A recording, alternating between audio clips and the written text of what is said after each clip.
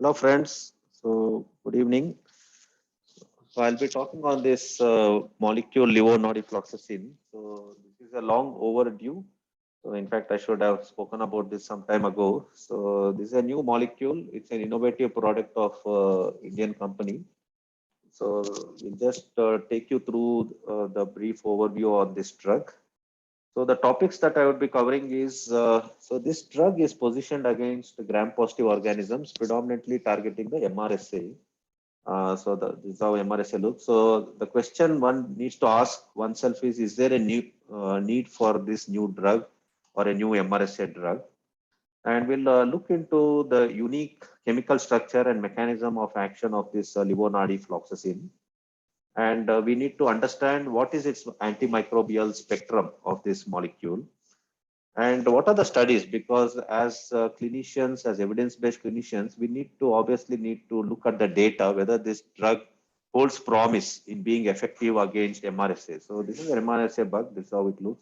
So there are four in vitro studies against MRSA, and there is one good clinical study against Enterococcus faecalis, one in vitro study. And there are 7 clinical studies which are ongoing, and there is one clinical study that is come out which will deliberate. So we'll briefly look into pharmacokinetics and then take home message. So these are the topics that we would cover. So when we look at the limitations of currently available anti-MRSA drugs, which is vancomycin or ticoplanin or linezolid, so some of them are bacteriostatic. As you know, ticoplanin is a bacteriostatic and with variable bactericidal activity of linezolid as well. And we do understand about MIC creep that typically happens with vancomycin, which means with the usage of vancomycin, the MIC levels start increasing and its efficacy can become questionable. And variable tissue penetration of the available anti-MRSA drugs. And we do understand the end organ toxicity of certain drugs, especially vancomycin at a higher concentration. And certain drugs needing dose adjustment in renal, hepatic, and elderly. So this applies to vancomycin and to some extent ticoplanin as well. And some of the drugs can be inactivated by the pulmonary surfactants, so may not be ideal for lung usage in the lung conditions. And some of these drugs may not be suitable for longer therapy because of the side effect profile. And some black box warning from the US FDA for certain drugs like tigecycline had a black box warning against its use in pneumonia. So these are some of the limitations of the existing drugs for the MRSA. So when we look at the chemical structure of levonadifloxacin, so this is how it looks. So it has this unique ring, which is benzoquinoline ring. So the levonadifloxacin has this benzoquinoline ring, and this ring is what is effective against the MRSA. And then it has a 4-hydroxy piperidine group, and the presence of this hydroxypiperidine group leads to better penetration of this drug into the microbe, and it increases the target affinity of this molecule against the microbes. And then it has a hydroxy group at the carboxylate position, which leads to its effectiveness in the acidic medium, which means the drug is effective even when there is an acidic sort of an environment, which is ideal for sort of an intensive care sick patients where you have an acidic medium. So this drug becomes a lot more effective because of this hydroxy group at the carboxylate position that is there. So, and the other aspect of this drug is it is available as oral formulation also. It's a prodrug. And orally, the transport of this drug happens with the help of amino acid transporters. So it utilizes amino acid transporters to penetrate into the organisms and be very effective in killing the organism. And 85 to 90% is its bioavailability, which is very good for a oral drug. So this is about the chemical structure of levonadifloxacin, and it has a good GI tolerability. So when you look at mechanism of action, so it predominantly, so when you look at this as a bacterial cell wall, so you have this DNA gyrase and topomerase IV. So it predominantly acts on this DNA gyrase and topomerase, and these two gets activated in the organism to cause DNA replication, which leads to replication of the organisms. So you need to have this DNA gyrase and topomerase, which gets activated in organism, leading to DNA replication and multiplication of the organisms. So levonadifloxacin typically acts on this DNA gyrase and causes inhibition so that there is no replication of the DNA and the organism that tends to happen. And it also is active against topomerase, which also prevents, which helps enable to prevent the replication of this DNA and replication of these organisms. So the active component of levonadifloxacin is labeled as WCK771. So, and the unique characteristic of this is, so this black thing is the biofilm. It has a unique ability to penetrate the biofilm so that its effectiveness in infections where biofilm formation is there, because biofilm is something which prevents the entry of the drug into the organism.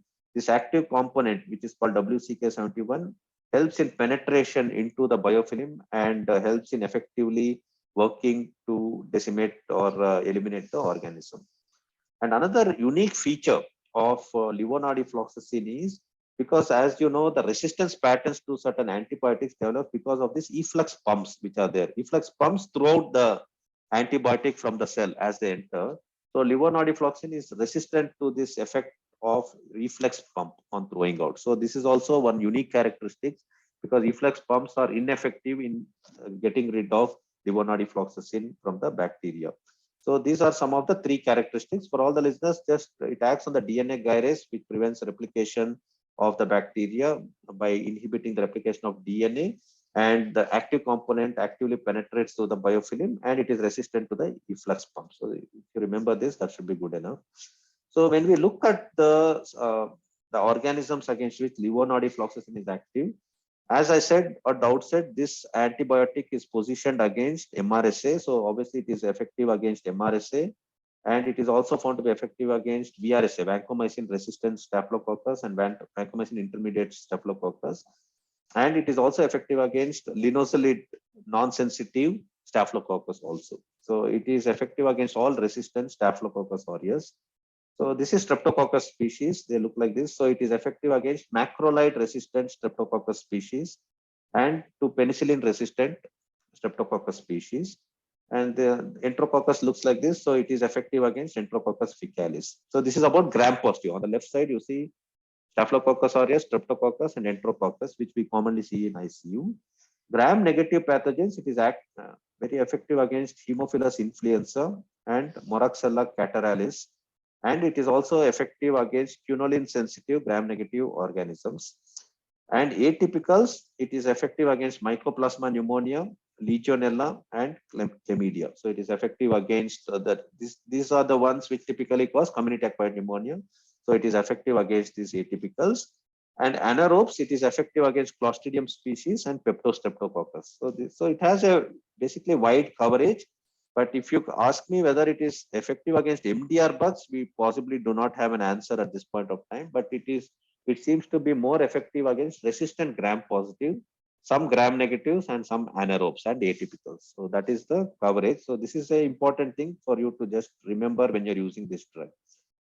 So now let's look into what is the science about in vitro studies, because any molecule, this is a new molecule, it's an innovative molecule. One needs to do a lot of in vitro studies to see how effective it is. So there was one study done in CMC Vellore in 793 Staphylococcus organisms, out of which 441 were MRSA and 352 were methicillin sensitive Staph aureus. And they had 42 hetero vancomycin intermediate Staphylococcus aureus. So they looked at MIC levels for levonadifloxacin. As you see the MIC levels, so the lower the MIC levels, it shows more potency of this drug. So as you see, MIC at 50 is 0.25, MIC at 90 it is 0.5, and these Staph aureus was 100% susceptible to levonadifloxacin. But when you look at vancomycin, the MIC levels were higher than levonadifloxacin. It was 0.5. At MIC 90, it was 2. And that was the susceptibility, 99.1%.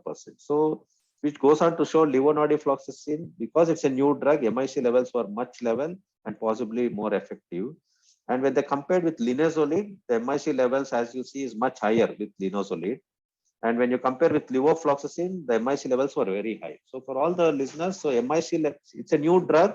So obviously one would expect lower MIC, and as you see, the MIC levels are much lower compared to vancomycin, linezolid, and levofloxacin, which tells you it is a lot more potent against the MRSA and the Staphylococcus aureus. This is in vitro study. Then there was this Aspire surveillance study, which was done between 2016 to 2018, where again they looked at in vitro activity from the samples taken from multiple centers in India with levonadifloxacin. So the samples were taken from 12 states and 16 hospitals, and they took 1,376 samples of gram-positive infections.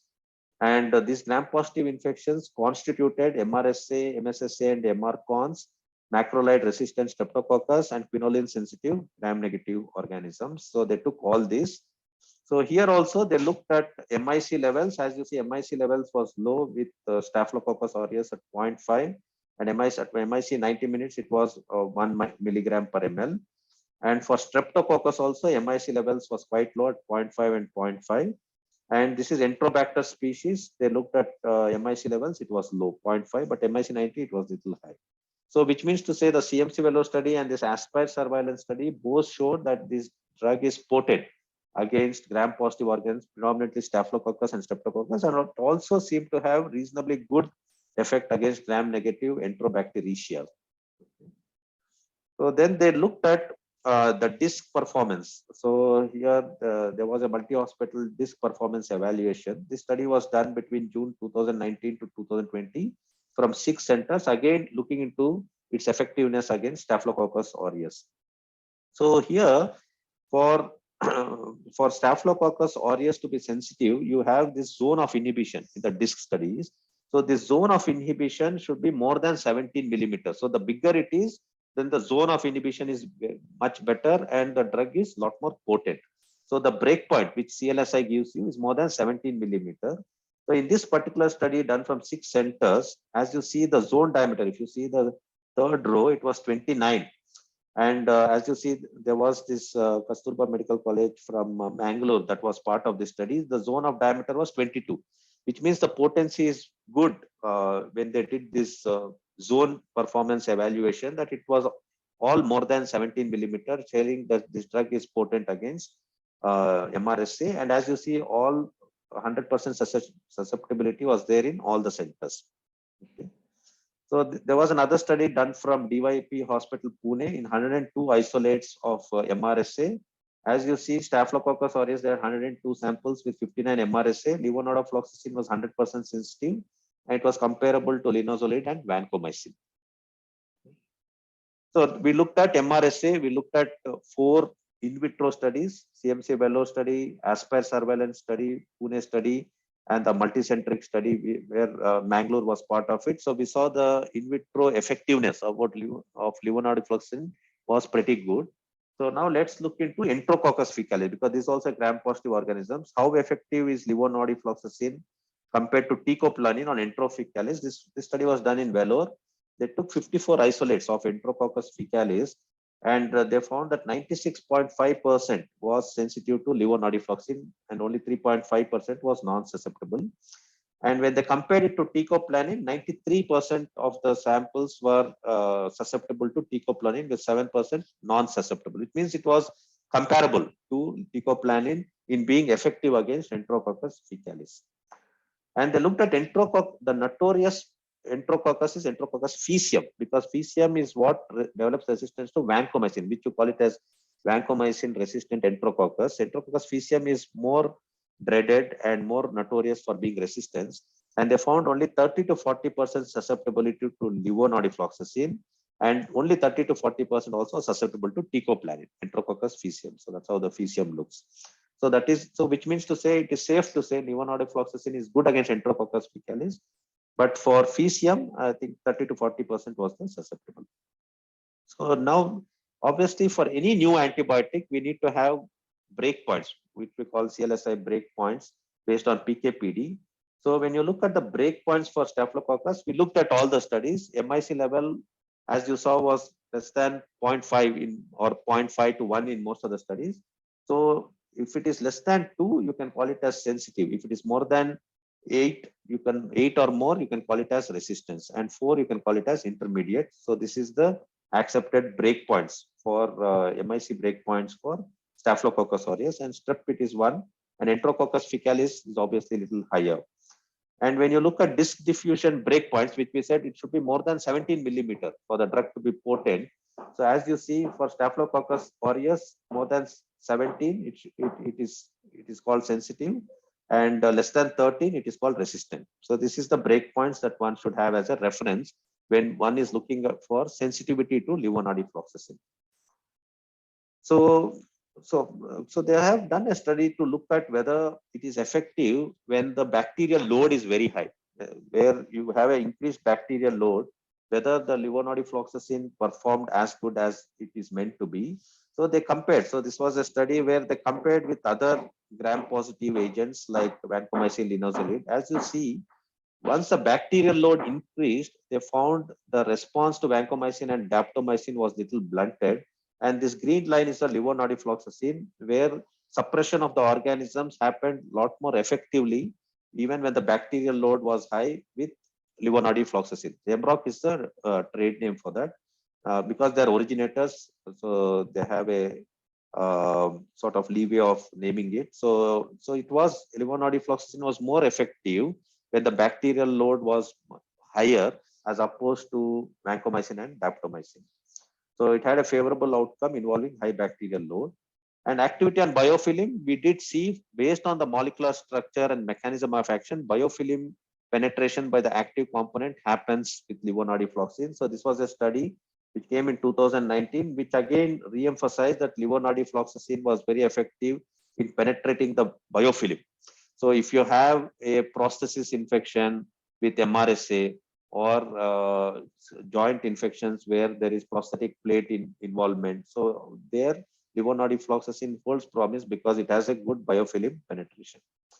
So what about anti-inflammatory effect? So they have done this study in mice where they introduced lipopolysaccharides to induce cytokine storm, and then this antibiotic was administered. And they found with administration of levonadifloxacin, it had an anti-inflammatory effect that it reduced tumor necrosis factor, IL-6 and IL-9 levels were found to be much lower after introducing levonadifloxacin, claiming that it has some anti-inflammatory effect. This is an animal study. So what about, we saw that because of presence of hydroxy molecule at the carboxylate position, it is effective in the acidic medium.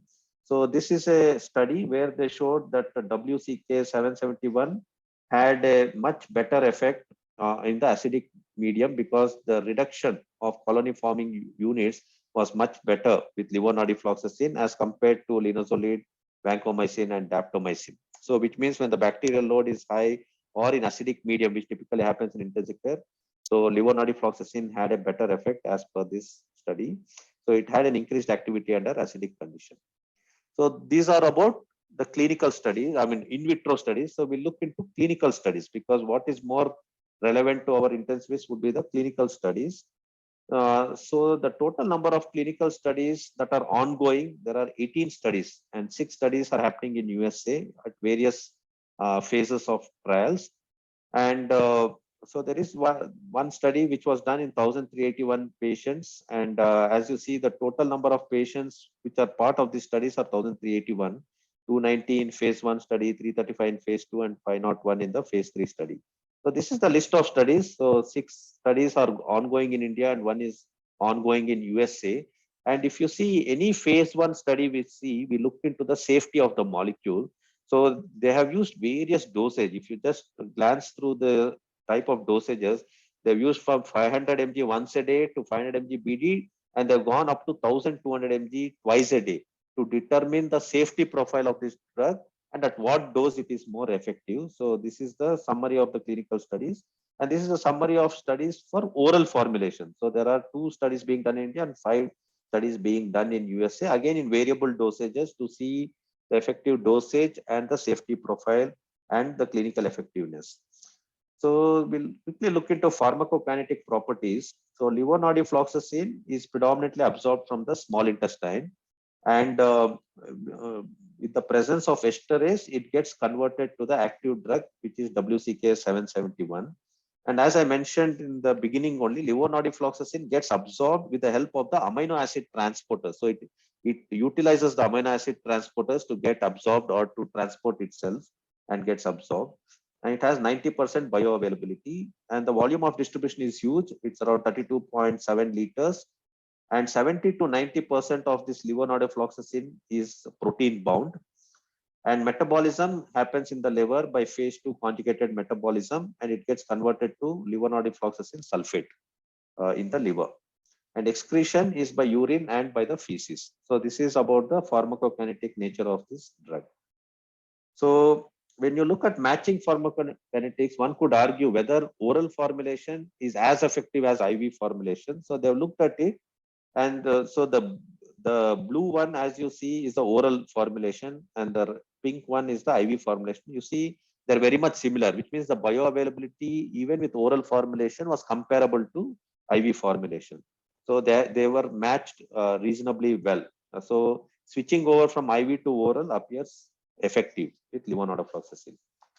Now, one could argue whether levonadifloxacin is effective against the lung infection. So they looked at any new molecule or any molecule, one needs to look what about the tissue concentration of this drug. So they looked at the intrapulmonary pharmacokinetics of levonadifloxacin.